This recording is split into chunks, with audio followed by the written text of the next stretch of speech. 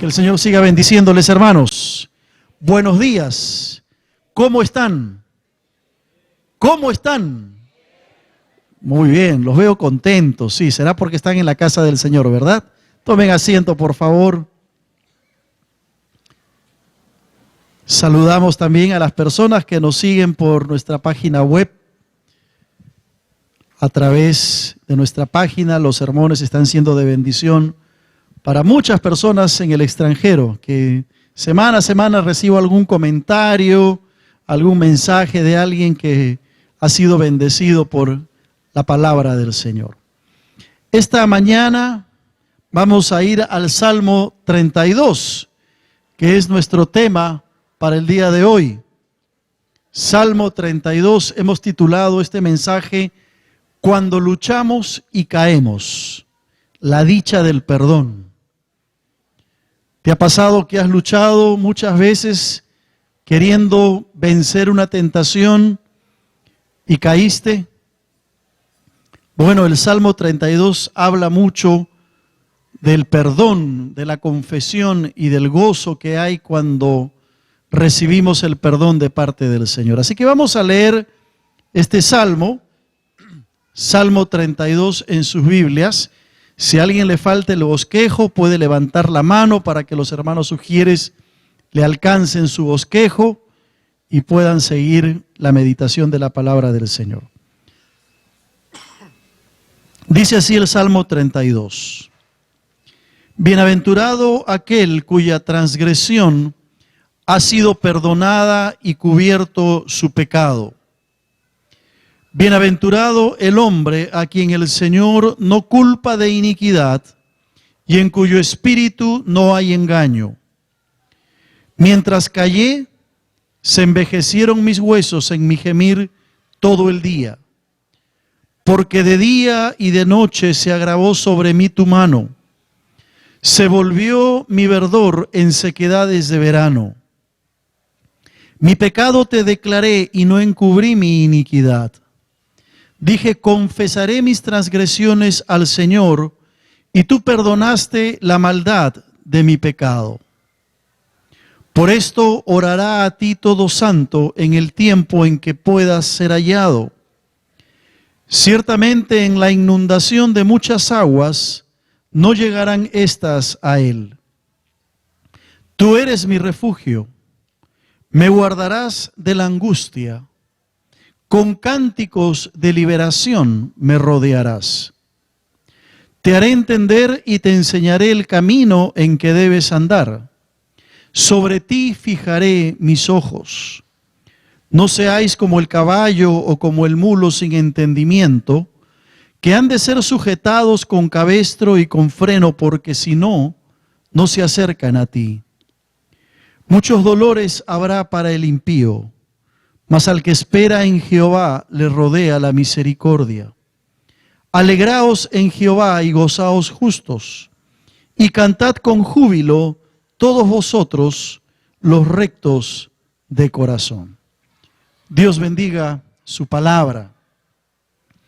El pecado y la tentación son parte de nuestra vida.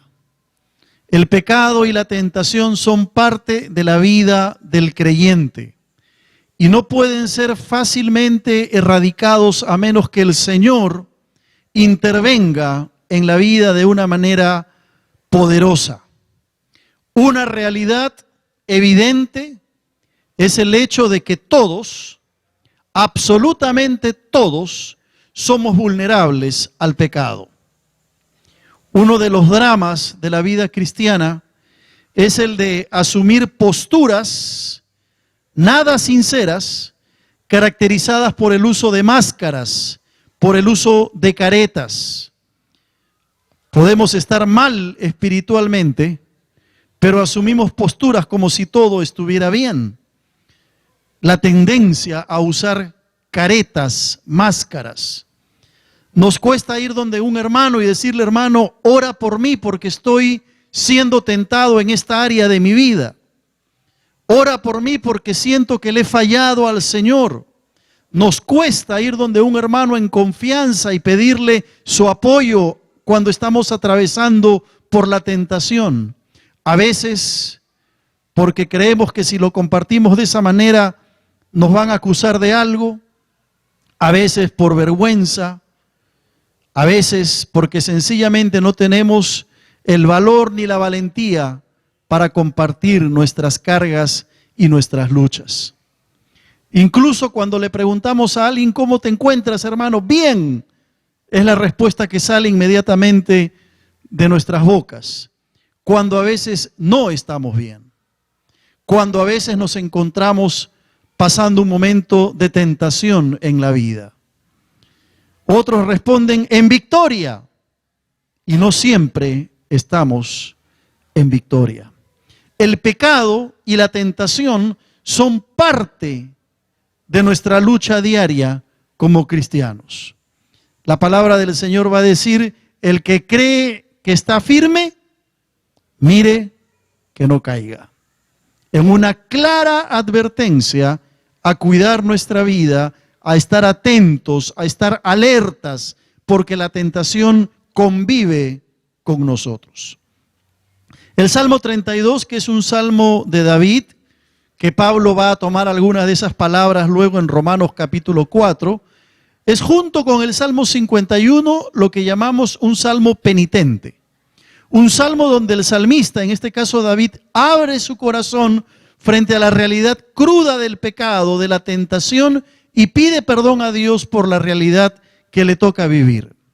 El salmo se enmarca en la experiencia del rey David. Para los que hemos leído la Biblia, conocemos lo que David había pasado en ese momento. En el tiempo en que los reyes salían a la guerra, David, como rey, decidió quedarse. Decidió no ir a la guerra. No cumplió con sus funciones, lo cual nos hace recordar que muchas veces cuando estamos sin nada que hacer, no cumpliendo nuestras funciones o flojeando, somos terreno y presa fácil del diablo. Allí estaba el rey David, no yendo a la guerra como tenía que ir. De pronto mira por su ventana y ve a una mujer hermosa que estaba bañándose, una mujer casada. Él la codicia en su corazón. Como era rey, la manda a llamar. Tiene relaciones sexuales con Betsabé. El profeta va a denunciar el pecado de David. David, en vergüenza, en temor, manda al esposo de Betsabé al frente de la batalla para que al propósito sea herido y sea muerto. Sin embargo, Dios tenía otros planes. Y David se convierte en el asesino del esposo de Betsabé.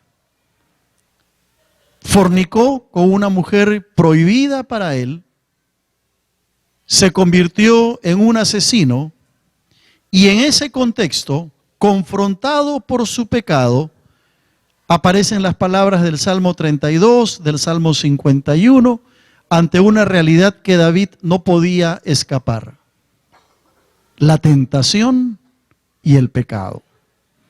El Salmo 32 es un masquil. Un masquil quiere decir un salmo de instrucción. Está escrito para que tú y yo podamos ser enseñados, para que podamos ser instruidos por el Señor y aprender de la experiencia del rey David. Dicen los historiadores que el Salmo 32 era uno de los salmos favoritos de Martín Lutero.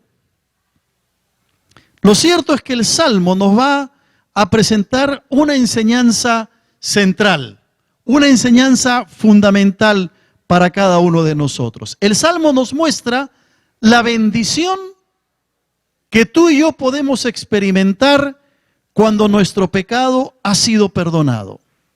Es la bendición que se conoce cuando el pecado es perdonado por Dios. Y la conciencia de las implicaciones espirituales, no solo del perdón, sino también de la remoción del pecado y de la culpa que conlleva. El Salmo nos va a mostrar, por cierto, las luchas de David en ese proceso de tentación y el estado de su alma. Pero cuando estudiamos el Salmo 32 vamos a encontrar qué bendición hay cuando un hombre y una mujer ha confesado su pecado al Señor, se ha arrepentido y experimenta el perdón del Señor. El Salmo podríamos dividirlo en tres partes. La primera parte es lo que yo titulo: somos dichosos cuando recibimos el perdón. Cuando Dios nos perdona, tú y yo somos dichosos, somos felices. Mira lo que dice el versículo 1 y el versículo 2 del Salmo 32. Bienaventurado aquel cuya transgresión ha sido perdonada y cubierto su pecado. Bienaventurado el hombre a quien el Señor no culpa de iniquidad y en cuyo espíritu no hay engaño. Estos dos primeros versículos describen la gran satisfacción y la gozosa libertad del alma cuando el pecado ha sido cubierto, cuando el pecado ha sido cancelado, cuando hemos sido limpiados por un Dios que es justo en todo lo que hace. Feliz, dichoso, dice el salmista, bienaventurado aquel que ha sido perdonado por sus pecados. Nunca nos damos cuenta de la bendición del perdón, de cuán dulce es el perdón, sino hasta que hemos conocido la carga pesada del pecado. ¿Alguna vez has llevado una carga sobre tus hombros? ¿Alguna vez has intentado cargar un peso mayor del que puedes? Es muy difícil, ¿verdad? Cuando tú intentas cargar algo que es demasiado pesado, te vas a dar cuenta que tus huesos van a empezar a dolerse, que tu columna va a empezar a sufrir, que tu cintura se va a empezar a doler, porque estás intentando llevar un peso mayor del que puedes. Así es con el pecado. El pecado es algo serio, tan serio que puede convertirse en una carga pesada sobre nosotros que nos puede dañar nuestra vida. Ahora, el hecho del pecado y del perdón, el salmista lo establece en 4 maneras. Primero él dice, bienaventurado aquel cuya transgresión ha sido perdonada. ¿Qué cosa es la transgresión? La transgresión podemos definirla como sencillamente como pasar el límite, ir más allá de lo permitido. Eso es transgredir la ley de Dios. Cuando tú decides ir más allá del límite que Dios te ha establecido, cuando tú decides ir más allá de lo que Dios te ha permitido ir. ¿Alguna vez te ha pasado? ¿Alguna vez quizá has hablado más de la cuenta y por haberlo hecho has caído en pecado? ¿Alguna vez quizá has ido a algún lugar que no debiste haber ido, cruzando el límite que Dios tenía para ti? Eso es transgresión. Pero el salmista dice que es feliz aquel cuya transgresión ha sido perdonada. Luego habla del pecado. El pecado se define como fallar en el blanco, no dar en el blanco. Esa es la mejor traducción de lo que es el pecado en el idioma original. Conlleva la idea de un arquero que tiene un arco y una flecha y tiene allí el objetivo, tiene el bull, el target, a donde tiene que apuntar, y si es un arquero con mucha precisión, le va a dar justamente en el centro. Pero el pecado, el errar al blanco, es justamente lo contrario. Es la flecha que en vez de apuntar en el centro, está fuera del objetivo. Eso es pecado. Caminar fuera del objetivo que Dios tiene para tu vida y para mi vida.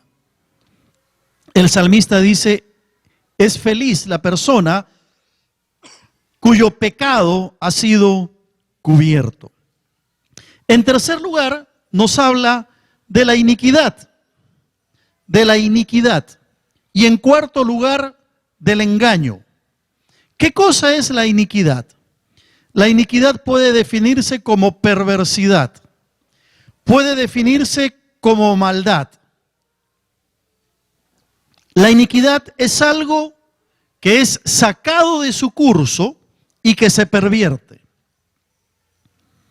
Todos sabemos que vivimos en un mundo perverso. Vivimos en un mundo de iniquidad. Hay gente mala en nuestro mundo. Hay gente perversa en nuestra sociedad. Hay gente que se deleita con la iniquidad, que no tienen reparos en asesinar, en hacer daño, en violar a una persona. Un mundo lleno de maldad. Ese es un grado superior de pecado, si queremos ponerlo de esa manera. Pero luego está la mentira o el engaño, una mentira preconcebida o una mentira prefabricada, que cualquiera podría decir, bueno, una mentirita blanca, no le hace daño a nadie.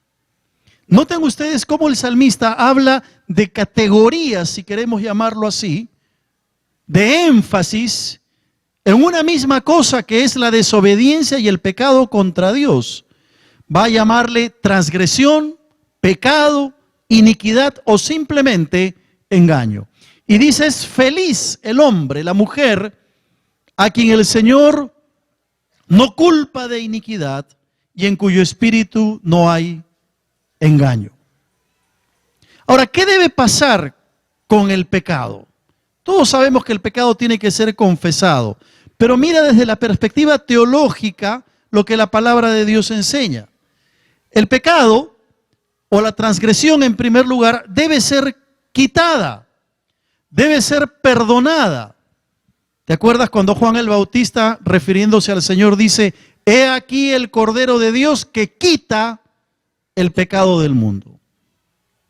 El Cordero de Dios que quita, es decir, por la sangre de Cristo, por el poder de Cristo, nuestra transgresión es quitada, es perdonada por la autoridad de la sangre de Cristo.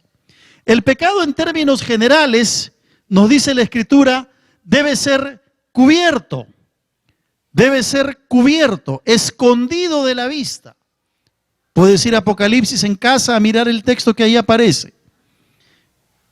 Pero el pecado tiene que ser escondido de la vista, no debe estar presente ante los ojos del cristiano. La iniquidad debe ser olvidada, no se puede imputar.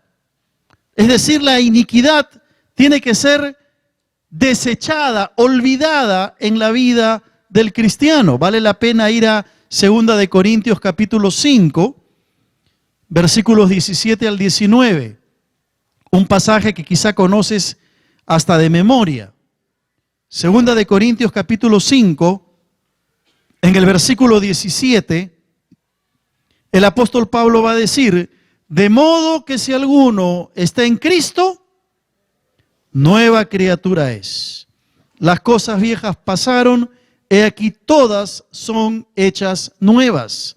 Está hablando de esa iniquidad, de ese pecado que debe ser olvidado, que no debe ser imputado en el cristiano. Pero mira lo que dice el versículo 18. Y todo esto proviene de Dios, quien nos reconcilió consigo mismo por Cristo y nos dio el ministerio de la reconciliación. Que Dios estaba en Cristo reconciliando consigo al mundo, y nota lo que dice luego, no tomándoles en cuenta a los hombres sus pecados. Gloria al Señor. La sangre de Cristo hace que el pecado sea olvidado en la vida del creyente. Pero también el engaño debe ser confesado. Si confesamos nuestros pecados, Cristo es fiel y justo para perdonarnos y limpiarnos de toda maldad. Ahora, todas estas cosas son ciertas en la vida del creyente, pero en cada una de ellas, en la transgresión, ya sea pecado, ya sea iniquidad, ya sea engaño, el perdón engendra libertad de culpa. No interesa cuál sea tu pecado, si es una mentira o es una iniquidad o es una transgresión. Si tú vienes al Señor y confiesas tu pecado, el Señor te perdona tu pecado y ese perdón trae a tu vida libertad de la culpa. Una cosa es la culpa y otra cosa muy distinta es el sentimiento de culpa. Cuando uno viene al Señor y confiesa su pecado, Dios en la persona de Cristo remueve la culpa, retira la culpa y por lo tanto somos libres del sentimiento de culpa porque hemos sido perdonados por el Señor. Pero hay algunos cristianos que a pesar que el Señor ha removido la culpa, viven con sentimientos de culpa por su pecado. Ya Dios les perdonó, ya Dios removió la culpa, pero ellos todavía siguen con sentimientos de culpa. Traen al presente pecados ya perdonados, pecados del pasado. Dios los ha perdonado, pero ellos no se perdonan a sí mismos. Y hermanos, el diablo es muy astuto en usar los sentimientos de culpa para hacernos creer que Dios no nos ha perdonado. Cuidado con eso. Si tú has confesado tu pecado al Señor, si te has arrepentido, el Señor te ha perdonado, ha removido la culpa, no tienes por qué tener sentimientos de culpa. ¿Me dejo entender? No le hagas el juego al diablo, trayendo a tu mente pecados pasados ya perdonados, generándote sentimiento de culpa que no tiene ningún sentido cuando el Señor ya te perdonó. Ahora, si no te has arrepentido, si no has confesado tu pecado y tienes sentimiento de culpa, bien lo tienes. Bien ganado lo tienes.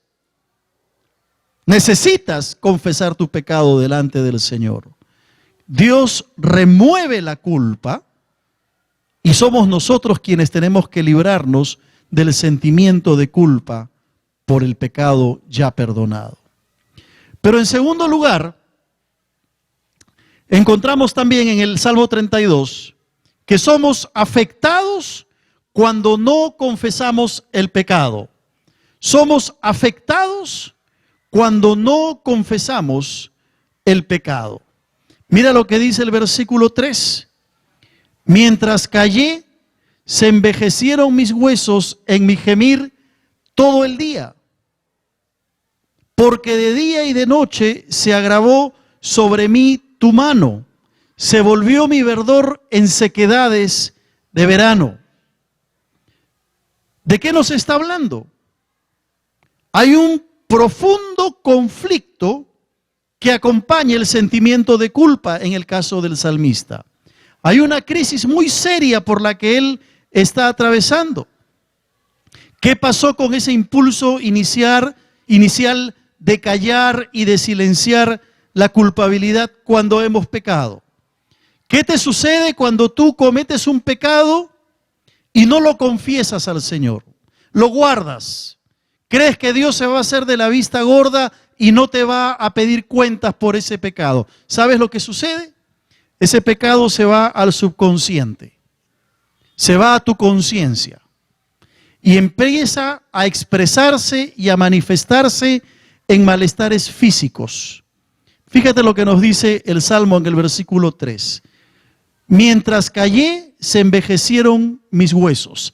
Está hablando de un malestar físico y de un dolor muy arraigado. No me está ayudando el puntero Gerson, por favor, te pido que me ayudes con el PowerPoint. Hay un malestar físico y un dolor muy arraigado.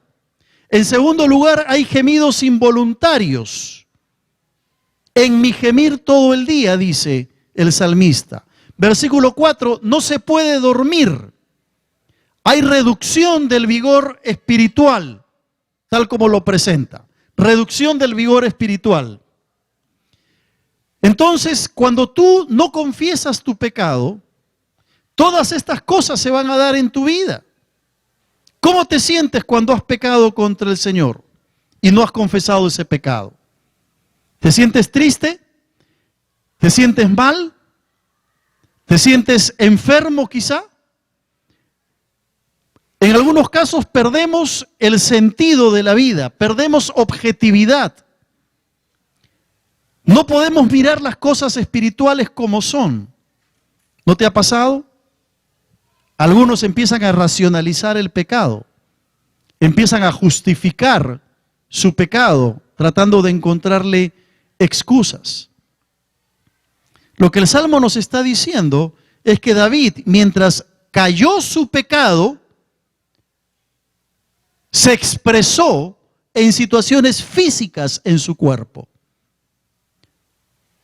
¿No puedes dormir en la noche? Quizás es porque tu conciencia te está hablando. ¿Han habido gemidos involuntarios quizá en algún momento mientras duermes? Tal vez tu conciencia te está recordando un pecado oculto no confesado al Señor. El Nuevo Testamento lo afirma también. Algunas de las enfermedades y hasta la muerte pueden ser consecuencias de tolerar ciertos pecados en nuestra vida. No estoy diciendo que todas las enfermedades son fruto del pecado, no estoy diciendo eso. Pero ¿te acuerdas ahí en 1 Corintios 11, en el versículo 29, justamente cuando la iglesia de Corinto se reunía para celebrar la mesa del Señor, que hoy vamos a celebrar nosotros?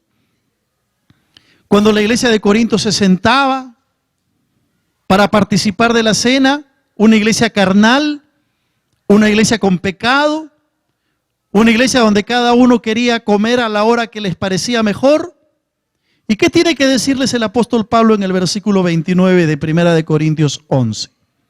Porque el que come y bebe indignamente, sin discernir el cuerpo del Señor, juicio come y bebe para sí.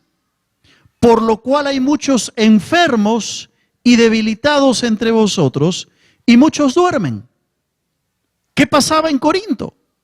Había una irreverencia tal por la mesa del Señor, se acercaban a participar de la cena aún en pecado, que Pablo tiene que decirles, cuidado, es por esa razón que hay muchos enfermos, muchos debilitados.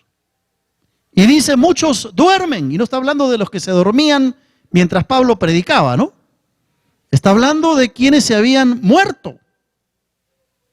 Cuando dice muchos duermen, ahí en 1 Corintios 11:30, se refiere a que habían hermanos de la congregación que por su pecado Dios se los había llevado.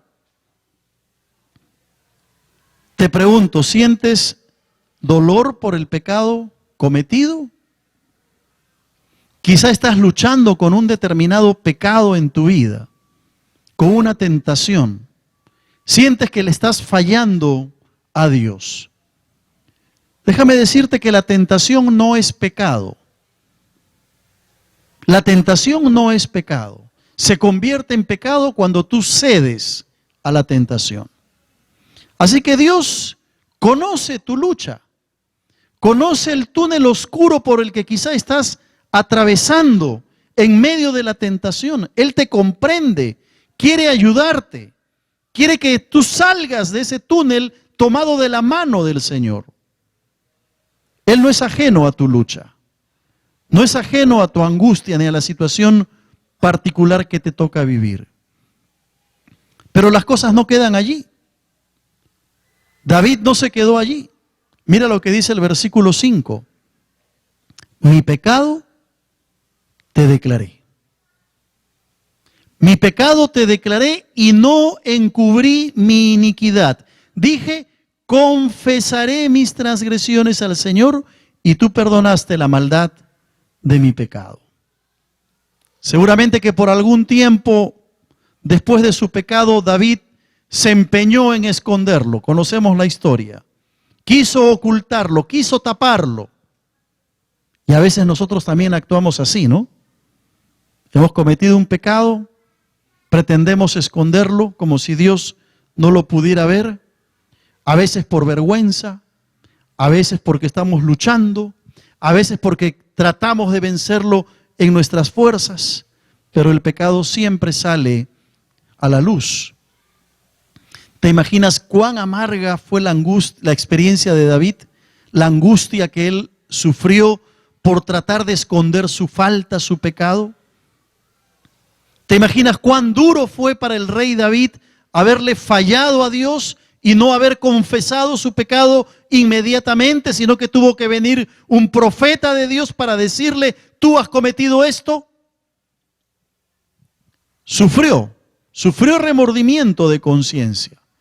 La agonía física era tal que lo estaba debilitando. Podemos imaginar la angustia de este hombre de Dios por haberle fallado al Señor.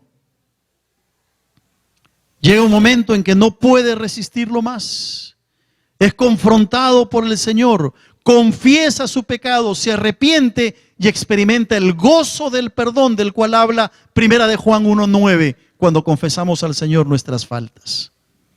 Hermanos queridos, no hay mejor cura para el alma que la confesión sincera de nuestro pecado. No hay mejor cura para el espíritu que confesar a Dios ese pecado que nos asedia. El giro en la vida de David comenzó cuando decidió confesar al Señor su pecado. Y de inmediato Dios le perdona, él experimenta la libertad y Dios se ocupa del problema de David. Y todos sabemos, ¿verdad?, que ese David que había codiciado a una mujer que no debía haber codiciado, ese David que se convirtió en un asesino, matando al esposo de Betsabé, ese David que le había fallado a Dios, una vez que confiesa su pecado, que se arrepiente delante de Dios, de esa línea davídica viene nuestro Salvador. De allí, de la descendencia de David, Cristo Jesús va a nacer en la Palestina y llegar a ser el Salvador de la humanidad. ¿Dónde comienza el cambio? Cuando David se arrepiente. Yo te pregunto en esta mañana, hermano querido, ¿tienes pecados no confesados? ¿Tienes pecados ocultos que no has traído al Señor? Ahora vamos a acercarnos a la mesa del Señor en unos minutos. Tenemos que hacerlo con un corazón limpio. Tenemos que hacerlo con una disposición de entrega, pero también de arrepentimiento delante del Señor.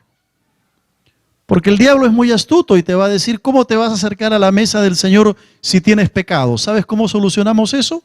Si tú te arrepientes hoy. Si tú confiesas delante del Señor tu pecado y te arrepientes, eres libre para acercarte a la mesa del Señor. Ningún cristiano bautizado debería de privarse de participar de la mesa del Señor, porque siempre tiene el recurso del perdón de Dios si confesamos nuestros pecados. Eso es lo que la palabra enseña. Por una simple confesión, el pecado es perdonado, es cubierto, para que no siga siendo un tema entre Dios y nosotros. Pero tenemos que confesarlo y arrepentirnos. El arrepentimiento es cambio de actitud, implica dar la vuelta en nuestra vida. Pero tú me dirás, pero pastor, pero al día siguiente voy a tener otra vez las luchas. Después voy a volver a ser tentado nuevamente. Sí, es cierto. Por eso dijimos al comienzo que todos somos vulnerables a la tentación y que es algo con lo que tenemos que vivir permanentemente. Pero Dios quiere que tú y yo nos levantemos y volvamos al camino de la victoria. Él no quiere que tengamos una vida de derrota. Él quiere que caminemos por el sendero del triunfo que nos ha trazado. Y el Salmo nos muestra una tercera parte. Somos atendidos y protegidos cuando nos arrepentimos. Somos atendidos y protegidos cuando nos arrepentimos. Dice el versículo 6, por esto orará a ti todo santo en el tiempo en que pueda ser hallado. Ciertamente en la inundación de muchas aguas no llegarán estas a él. Tú eres mi refugio, Me guardarás de la angustia, con cánticos de liberación me rodearás. Cuando nos derrumbamos en el camino de la victoria, dos cosas van a suceder. Primero, Dios contestará nuestras oraciones. Dice el versículo 6, por esto, es decir, por el perdón recibido, por la confesión hecha, por el arrepentimiento mostrado, por esto, dice el salmista, orará a ti todo santo. ¿Sientes que tus oraciones no pasan del techo? Quizás es porque hay pecados no confesados. ¿Sientes que Dios no está respondiendo tus peticiones? Tal vez es porque hay algo en tu vida que tienes oculto y que no lo has traído al Señor. Pastor, pero yo vengo orando tanto tiempo por esto. A veces Dios responde y ya sabemos que responde sí, no o espera. Pero cuando no nos responde, quizá es porque no estamos a cuentas con el Señor. Si confesamos y nos arrepentimos, habrá respuesta a nuestra oración. Pero también Dios nos ofrece su protección. La implicancia es que por el arrepentimiento se llega a una esfera de protección divina mayor de parte del Señor. Nueva. Pero siempre la condición es arrepentirse. ¿Quieres que Dios te proteja? Mira lo que dice. Ciertamente en la inundación de muchas aguas no llegarán estas a él. Tú eres mi refugio. Me guardarás de la angustia. Con cánticos de liberación me rodearás. Está hablando de la protección del Señor para todo aquel que se arrepiente de sus pecados, que confiesa sus pecados delante del Señor. El versículo 8 nos habla de ese vínculo entre el maestro y el alumno, entre el padre y el hijo, y nos presenta tres advertencias. Primero, nos habla de instrucción. Te haré entender, dice. Te haré entender. Está hablando de instrucción. Así como el padre instruye a su hijo. Cuando hemos pecado, necesitamos que Dios nos haga entender la magnitud del pecado, lo serio que es el pecado, lo terrible que es el pecado y el daño que nos hace. Dios nos instruye como un padre a su hijo, como un maestro a su alumno. En segundo lugar, dice, te enseñaré. Está hablando de la dirección en nuestra vida. Es la enseñanza de algo nuevo para nosotros. Sí, tiene que ver con la corrección que Dios hace, con el trabajo que Dios hace en nosotros, con paciencia, con amor, con misericordia, pero está hablando de dirigirnos por el camino que tenemos que ir. Dios, por un lado, nos instruye, te hace entender la magnitud de tu pecado, pero también quiere dirigirte, quiere enseñarte, quiere mostrarte el camino por donde tienes que andar. Y en tercer lugar dice, sobre ti fijaré mis ojos. Sobre ti fijaré mis ojos. Está hablando de vigilancia. Sí, implica el cuidado y la protección de Dios, pero también implica que Dios está pendiente de tu obediencia. Dios está pendiente de tu fidelidad a Él. Instrucción, dirección y vigilancia son advertencias serias que se convierten en bendición para el creyente cuando el creyente se ha arrepentido de veras de sus pecados cometidos. Y el versículo 9 nos presenta una exhortación un poco fuerte, ¿no? Mira lo que dice ahí. No seáis como el caballo o como el mulo sin entendimiento, que han de ser sujetados con cabestro y con freno, porque si no, no se acercan a ti. ¿Cómo es el caballo? ¿Cómo es el mulo? Son tercos, ¿no? Testarudos. Cuando tú quieres o has intentado alguna vez en tu vida dirigir, guiar a un burro, a un mulo, a un caballo, quieren ir por su lado. Bueno, la palabra de Dios está diciendo que a veces somos así nosotros, tercos, testarudos. Queremos hacer las cosas a nuestra manera. Queremos ir por el camino que a nosotros nos conviene. Y claro, el Señor no usa con nosotros un cabestro ni un freno, pero usa el amor y la misericordia para atraernos a Él y para enrumbarnos por donde Él quiere que caminemos. No seáis, dice, como el caballo o como el mulo sin entendimiento. No dejemos que el pecado nos haga ciegos, nos haga sin entendimiento. No dejemos que el pecado nos atonte de tal manera que nos alejamos de Dios por seguir nuestras propias decisiones y placeres. ¿Cómo termina el Salmo? Presentando un contraste entre el castigo y la misericordia. Mira lo que dice el versículo 10. Muchos dolores habrá para el impío, mas el que espera en Jehová le rodea la misericordia. El pecado puede provocar dos cosas. El pecado puede provocar la misericordia de Dios cuando el pecado es confesado y hay arrepentimiento. Pero el pecado puede provocar el castigo de Dios cuando el pecado no es confesado y no hay arrepentimiento.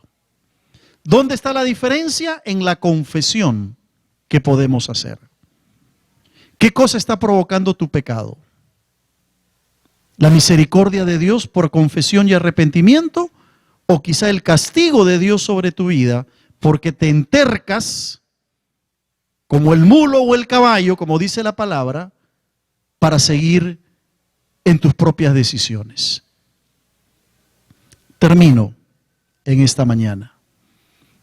¿Qué cosas hay en tu vida que están impidiendo que Dios escuche tu oración o que están impidiendo la protección de Dios en tu vida? ¿Hay transgresión? La transgresión, hemos dicho, es no obedecer. Y el pecado no es solamente hacer lo malo. El pecado es dejar de hacer lo bueno también. Cuando tú dejas de hacer y de obedecer aquello que Dios está pidiendo de ti, aquello que Dios está demandando de tu vida, de tu familia, de tus recursos, aquello que el Señor está reclamando de ti, cuando tú dejas de hacer eso y desobedeces, eso es pecado también. Se convierte en una transgresión. Quizá hay iniquidad, inmundicia, falsedad, mentira, engaño, pecado preconcebido. Si hay pecado, hay que llevarlo a la cruz de Cristo para que su sangre te limpie y te transforme. Si Dios te ha perdonado tus pecados y tienes victoria sobre un determinado pecado, entonces gózate. Eres un bienaventurado, eres dichoso, eres feliz. Dios siempre te va a dar instrucciones, enseñanza y te va a guiar si es que tú confiesas tu pecado delante del Señor. Y no dejemos pasar tiempo para confesar nuestras faltas al Señor. Hagámoslo inmediatamente de cometida la falta. Hemos dicho que nuestra vida es una vida de una constante lucha. ¿Te das cuenta? Convivimos con la tentación. No hay que desanimarse. No hay que pretender tampoco que todo va bien cuando sabemos que estamos pasando por la tormenta de la tentación. Pidamos ayuda. Pidamos que nos apoyen en oración. Tenemos que seguir adelante en la batalla a la cual nos hemos comprometido en la vida cristiana. Dios no te va a dejar, hermano querido. Dios no te va a desamparar. En Cristo somos victoriosos. Necesitamos agarrarnos del Señor. ¿Te acuerdas lo que dice 1 Corintios capítulo 10, versículo 13? No os ha sobrevenido ninguna tentación que no sea humana, pero fiel es Dios, que no os dejará ser tentados más de lo que podéis resistir, sino que dará también juntamente con la tentación, ¿qué cosa? La salida. ¿Para qué? Para que podáis soportar. Dios siempre, siempre nos da la salida. Lo que pasa es que a veces nosotros no queremos ver esa puerta de salida. La concupiscencia empieza a obrar en nuestra vida. Empezamos a coquetear con el pecado. Empezamos a ver cosas que no debemos ver, o ir a lugares que no debemos ir, a hablar cosas que no debemos decir. Hacemos de la mentira parte de nuestra vida. Hacemos del chisme nuestra cultura. Y no vemos que Dios nos está dando una salida. Preferimos ir por esos otros caminos en vez de entrar por esa puerta que Dios nos abre para salir de la tentación y del pecado. Siempre, siempre Dios te va a poner una salida. Recuérdalo. El problema está en que a veces nosotros no queremos tomar esa salida. Termino con el pasaje de Hebreos capítulo 12, versículo 1. Hebreos capítulo 12, versículo 1.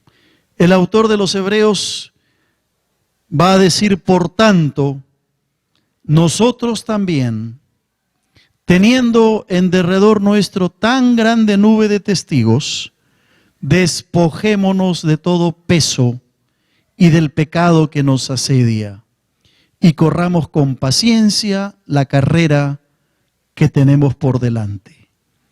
Puestos los ojos en Jesús, el autor y consumador de la fe, el cual por el gozo puesto delante de él, sufrió la cruz, menospreciando el oprobio, y se sentó a la diestra del trono de Dios.